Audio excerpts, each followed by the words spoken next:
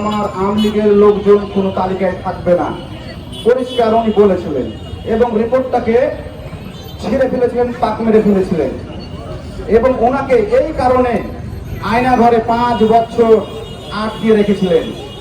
তিনি বলেছিলেন স্বরাষ্ট্র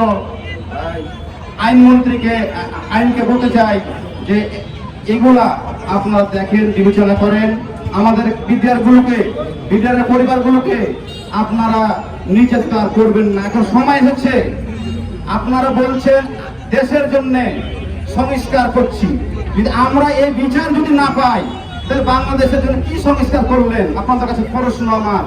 ন্যায্য অধিকার আদায়ের জন্য আমরা 15 বছর যে নিপীড়ন, যে নির্যাতনের শিকার হয়েছি, সেই নিপীড়ন নির্যাতন থেকে আমরা উদ্ধার হতে চাই। বর্তমান এখন যে উপদেষ্টা বা কেয়ারটেকার সরকার বলা যায়, তাদের কাছে আহ্বান করব, বড়জোরে অনুরোধ করব যে আপনারা আর কত প্রমাণ পেলে এই বিচারটা করবেন?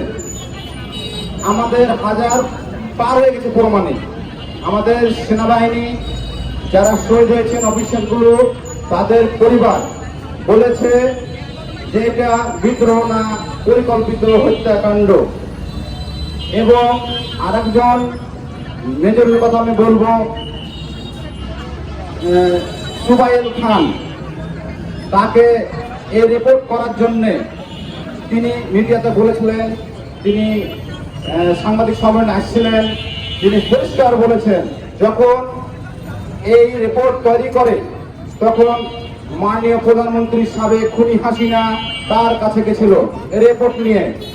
তিনি বলেছিলেন এই রিপোর্ট চেঞ্জ করতে হবে, নতুন করে রিপোর্ট তৈরি করতে হবে। এবং কিন্তু আমাদেরকে এভাবে যে অন্যায়ভাবে আমাদের কত প্রহসনের শিকার হবে, আর কত অপেক্ষা করতে হবে, আর কত মা বোন তার সন্তানের জন্য কত সন্তান বলবো।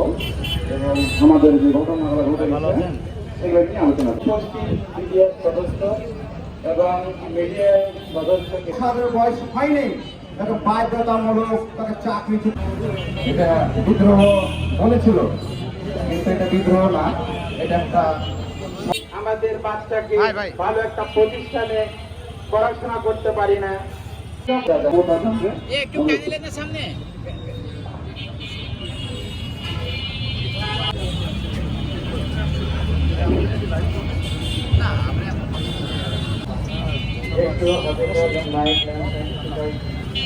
আমাদের অল্প কিছু মূল্যবান দেওয়ার জন্য অনুরোধ করছি।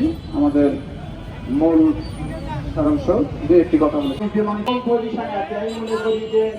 আমার আরো 10টা ভাই আমার চেয়ে বেশি একটা ফোন করার একটা পরিকল্পনা এবং একটা বাংলাদেশের রোড ম্যাপ করার আমরা এখানে উপস্থিত হয়ে সবসময় প্রস্তুত থাকি। আমরা জানি আমাদের পিতা, আমাদের ভাই, আমাদের